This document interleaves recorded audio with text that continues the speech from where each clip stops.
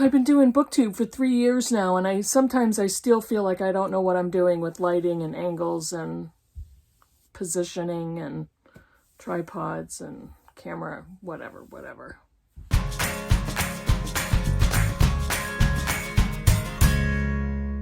Hey booktube, it's Kim at middle of the book march, and this is my bookish week for Saturday, October 22nd. Why do I not ever know that right off the bat? I don't know. I'm just the expert at non-preparing. And it goes right back to this. This is supposed to be my fun hobby, and this is supposed to be something I'm excited about. I don't care if I'm a professional or not. So welcome back. Let's see. Yeah, I finished 2 books last week. And I have 3 that I'm currently reading, so I wanted to talk to you about those. Let's see. Yeah, I don't have anything to report. While you're watching this, I will be doing something super fun that I will tell you about next week.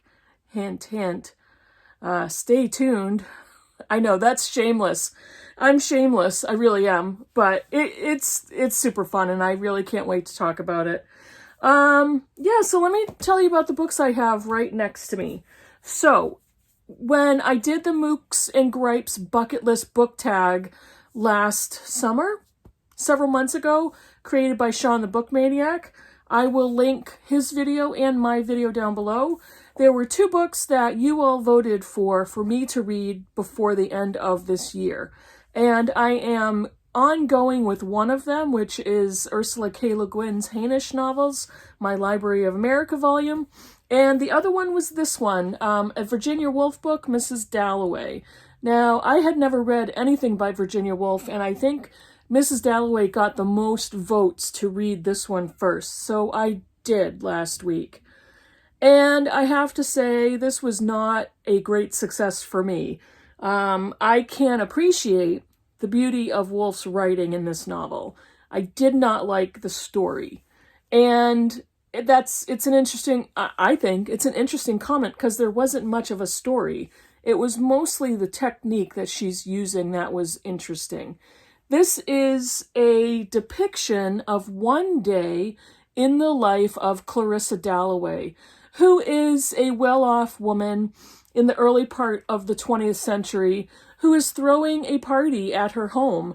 And it's that one day. It starts off in the morning of the day of the party, and we follow her as she goes around town, and she picks up things, and she's running errands, and she's trying to get all these things together for her party later that day. And interspersed amongst her travels in town, we get glimpses of other characters that she either has bumped into or that are crossing her paths in downtown. And it's an interesting way to write the events of one day. It's a very short novel. The pages, there's 194 pages in this edition. I really liked the perspective.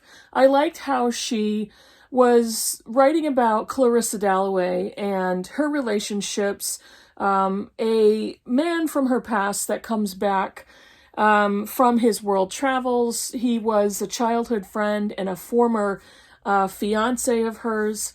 And then we also get to meet some other people in the same area that Clarissa lives in, but not all of them are her same social or financial class. I don't want to say too much because if I talk about much of what the characters go through, that kind of ruins what story there is in this book. Mrs. Dalloway is written in a stream of consciousness style, and the one thing that I really loved is how Woolf transitioned from one character to the next. Literally, Clarissa could have been in town picking up flowers, and she passed by a person on the sidewalk that Woolf started to pick up the story on. And that was a really interesting way that she did it, and she did it very smoothly. However, I just was not interested in most of the characters, including the title character of Clarissa Dalloway. To me, the most interesting character is Septimus Smith. And he's a side character, but he becomes very important in the story. And I wasn't that interested in many more of the characters. And I felt a little bored by the details in each of the sections of the book. There are no chapters. It's just one continuous text. And there's not really any breaks. Once in a while there's a section break, but not often. The paragraphs are broken, which is fine. Makes it a little easier. I just did not really love the book, which is too bad. I did like it, but didn't love it. And I was a little disappointed because I really did want to love it, and I went into it with very high hopes, and it just didn't work for me. But I am going to read other Virginia Woolf books, so it didn't turn me off that much. The other book I finished is an anthology. It's The Long Gaze Back. It's an anthology of women Irish writers, edited by Sinead Gleason. And I read this as a buddy read with Britta. This book has 30 stories in it, and we read 5 stories at a time and then discussed them and then moved on to the next group of 5. And as I've said many times, I'm not that big of a short story fan, but this one I enjoyed only because it's an anthology, and so every story was written by a different author. I tend to get bored by short story collections by one author, and I am a big fan of long novels, so short stories rarely work for me. I did really like this. It wasn't great. For an overall Goodreads score, I gave it 3 stars, but I did definitely have favorite stories, and probably within each group of 5, I picked a favorite, so there's at least 6, and then there was probably another 6 at least that I really enjoyed. So almost half of the book was a success for me, but the rest of it was often forgettable. So I'm glad I read it. I'm glad I got exposed to many of these Irish authors or Irish American authors, and really happy that Britta and I were talking about it together. I think we kind of came to similar conclusions about this anthology, but I was very glad to have read it. Some of the authors in here, and there are stories that start off, I believe, from the 19th century, and they are collected in chronological order. So the older stories start the collection. But some of the authors are Maria Edgeworth, Charlotte Riddle, Elizabeth Bowen, Mary Lavin. Let's see, who's some more? Anne Enright has a story in here. Mary Costello, Eimer McBride, Eimer Ryan, Lisa McInerney, Belinda McKeon. There's several authors in here whose names I recognized.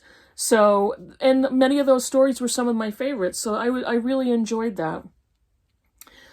As a collection, it was good. So there were 2 books I finished last week that were okay. And you know what? I'm still happy that I finished 2 books. And I feel successful when I read books that I'm really looking forward to, or that are modern classics, or that I've had for a long time, those types of things. So I really feel for my reading week, that was a success for me. It doesn't really, I don't need to love a book to have a successful week in reading. I just need to feel like I accomplished something. And I think I felt that way this past week. So that was a good thing.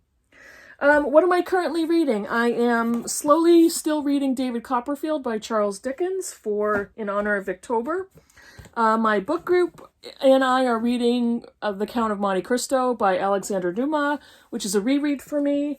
And I picked up Himself by Jess Kidd. I am really loving this book. I'm coming upon the halfway point. Jess Kidd, I've discovered, I think, is going to become one of my favorite authors. I read Things in Jars last year during the BookTube Prize, and that book I rated my first choice in the round that I was judging, and I really enjoyed it. And this one, I think I'm liking even more, and this is her debut novel. So, yeah, that's what I'm currently reading, and I think that's about it. It's going to be a short one. So, what else can I tell you? I have a project coming up. And this is not clickbait, but it's please come back and stay tuned bait, because I'm not going to tell you much about it. But I have a project I'm working on that's going to be starting at the beginning of the year, but I will start giving you more details in a few weeks. So stay tuned for that. Hopefully you will be excited and take part, because yes, it is something you can take part in. But that's all I'm going to say for right now. And what else? What else? I think that's about it. It's been a pretty quiet week, which is nice. And yeah, that's all I got for today. It's a short one. So thanks for watching. Let me know if you've read any of the books I showed you, or if what you're currently reading. I would love to know if you have some favorite Victorian novels. If you don't have a channel and you did not make a video about the 5 from 5 that was created by Ros and Tilly, they made a tag out of a video posted by Marissa from Blatantly Bookish. I'll have everybody's videos down below. Marissa originally talked about her 5 favorite Victorian novels in the last 5 years, and Ros and Tilly made a tag about it, which I posted a video about Wednesday, I believe. But if you don't have a channel, let me know if you like Victorian novels and what your favorites are, and if any of them match mine. I'd love to know that. So thanks for watching, and I'll see you in the next video. Bye, everybody.